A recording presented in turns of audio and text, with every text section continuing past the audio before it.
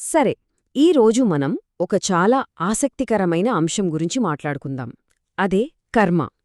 చాలామందికి కర్మ అంటే ఒక భయం లేదా అదొక విధిరాత అని అనుకుంటారు.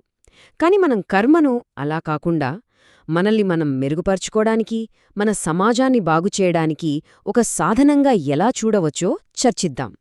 లోతుగా వెళ్దామా? మనలో చాలామందికి ఈ ప్రశ్న ఏదో ఒక సమయంలో వస్తుంది కదా.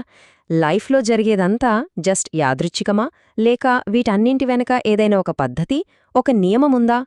ఈ ప్రశ్నకు సమాధానం వెతకడమే మనల్ని కర్మ సిద్ధాంతం వైపు నడిపిస్తుంది. కర్మ అంటే సింపుల్గా చెప్పాలంటే ఇదే. మనం ఏ విత్తనం నాటితే ఆ పండే వస్తుంది. ఇది మనల్ని శిక్షించేదో బహుమతులిచ్చేదో కాదు. ఇది గురుత్వాకర్షణ లాంటి ఒక సహజ నియమమన్నమాట. మన ప్రతి ఆలోచన, ప్రతి మాట, ప్రతి పని ఒక విత్తనం లాంటిది. దానికి తగిన ఫలితం వచ్చి తీరుతుంది.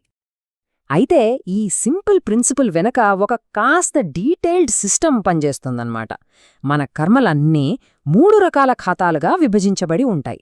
వీటిని గనక మనం సరిగ్గా అర్థం చేసుకుంటే మన జీవితంపై మనకొక అద్భుతమైన స్పష్టతొస్తుంది. ఇక్కడ చూడండి, ఈ టేబుల్ చూస్తే మనకొక క్లియర్ ఐడియా వస్తుంది. మన కర్మలని 3 రకాలుగా చూడొచ్చు. ఒకటి మన లైఫ్ టైం సేవింగ్స్ లాంటిది, ఇంకొకటి ఈ సంవత్సరం బడ్జెట్, మూడోది మన రోజువారీ ఖర్చులు. ఇంట్రెస్టింగ్గా ఉంది కదా. సరే, ఒక్కొక్క దాని గురించి వివరంగా చూద్దాం. మొదటిది సంచిత కర్మ. దీన్ని ఒక పెద్ద గోడౌన్ అనుకోవచ్చు. మనం ఇప్పటివరకు అంటే లెక్కలేనన్ని జన్మల నుంచి చేసిన ప్రతి మంచి పని, చెడ్డ పని అన్నీ ఇక్కడ స్టోర్ అయి ఉంటాయి. ఇది డైరెక్ట్గా మన కంటికి కనబడకపోయినా మన ఆలోచనల మీద, మన టాలెంట్స్ మీద దీని ప్రభావం ఉంటుంది. ఇక రెండోది ప్రారబ్ధ కర్మ. ఆ పెద్ద గోడౌన్ నుండి ఈ లైఫ్లో మనం అనుభవించటానికి తీసిన సరుకు అనమాట. అంటే మనం ఏ ఫ్యామిలీలో పుట్టాలి, మన ఆరోగ్యం, మన పరిస్థితులు ఎలా ఉండాలి, ఇవన్నీ చాలా వరకు ఈ ప్రారబ్ధ కర్మ డిసైడ్ చేస్తుంది. అందుకే దీన్ని విధి అని అంటారు. దీన్ని మార్చడం చాలా కష్టం, అనుభవించి తీరాల్సిందే. ఇక మూడోది చాలా చాలా ముఖ్యమైనది, ఆగామి కర్మ. అంటే మనమిప్పుడు ఈ క్షణంలో చేస్తున్న పనులు, మన ఆలోచించే విధానం, మాట్లాడే మాటలు, తీసుకునే నిర్ణయాలు ఇవన్నీ ఆగామి కర్మ కిందకే వస్తాయి. మన శక్తి అంతా ఇక్కడే ఉంది. గతాన్ని మార్చలేం, కాని మన భవిష్యత్తును తీర్చిదిద్దుకునే అవకాశం ఇక్కడే ఉంది.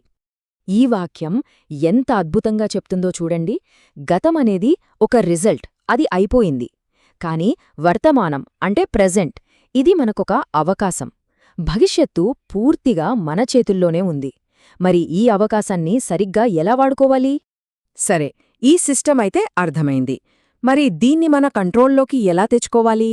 దీనికి ఒక శక్తివంతమైన సాధనముంది. అదే ధ్యానం. చాలామంది ధ్యానమంటే సైలెంట్గా కూర్చోవడం అనుకుంటారు.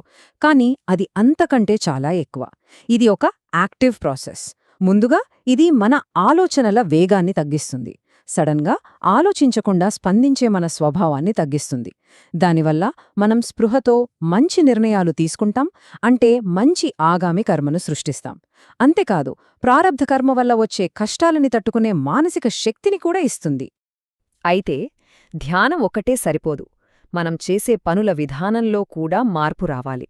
మనం చేసే పనుల వెనుక ఉన్న ఉద్దేశ్యం మారితే మన కర్మల స్వరూపమే మారిపోతుంది.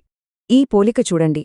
ఒకవైపు నేనే చేస్తున్నాను, నాకే ఫలితం రావాలి అనే అహంతో చేసే పని, ఇది మనల్ని కర్మబంధాల్లో మరింతగా ఇరికిస్తుంది.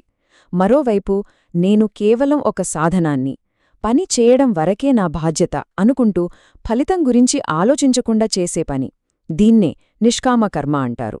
ఇది మన కర్మబంధాలను మెల్లగా కరిగిస్తుంది. సో కర్మ గురించి తెలుసుకోవడం, మంచి పనులు చేయడం, ఇవన్నీ కేవలం ఈ జీవితాన్ని మెరుగుపరుచుకోవడానికి కాదు. దీని అసలు ఉద్దేశం ఈ పుట్టుక, చావు అనే చక్రం నుంచి పూర్తిగా బయటపడటం. దాన్నే మనం విముక్తి లేదా మోక్షం అంటాం. మరి ఈ చక్రాన్ని ఎలా ముగించాలి?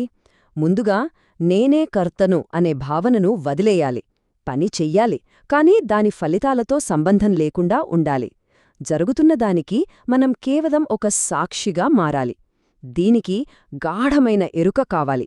ఆ ఎరుక వచ్చినప్పుడు అహం అదే కరిగిపోతుంది. ఈ వాక్యం ఎంత శక్తివంతమైనదో చూడండి. మన ప్రయాణం అంతా దీనిలోనే ఉంది. కర్మ నుండి ఎరుకకు, ఎరుక నుండి స్వేచ్ఛకు. మన పనుల పట్ల మన ఆలోచనల పట్ల ఎరుక పెంచుకున్న కొద్దీ అహం కరిగి కర్మబంధం నుండి విముక్తి లభిస్తుంది. చివరగా ఈ ప్రశ్న గురించి ఆలోచిద్దాం. కర్మ అనేది కేవలం వ్యక్తిగత విషయం కాదు, అది సామూహికం కూడా. మనం చేసే ప్రతి పని మన భవిష్యత్తునే కాదు, మన చుట్టూ ఉన్న ప్రపంచ భవిష్యత్తును కూడా నిర్మిస్తుంది. అలాంటప్పుడు ఈ క్షణంలో మనం ఎలాంటి ప్రపంచాన్ని నిర్మిస్తున్నాం? మన వ్యక్తిగత పనులు, మన నిస్వార్థ సేవ, ఇవన్నీ కలిసి మన సమాజాన్ని ఎలా మారుస్తున్నాయి? ఇది కేవలం ఆధ్యాత్మిక ప్రయాణం కాదు, ఇది ఒక సామూహిక బాధ్యత కూడా. దీని గురించి ఆలోచిద్దాం.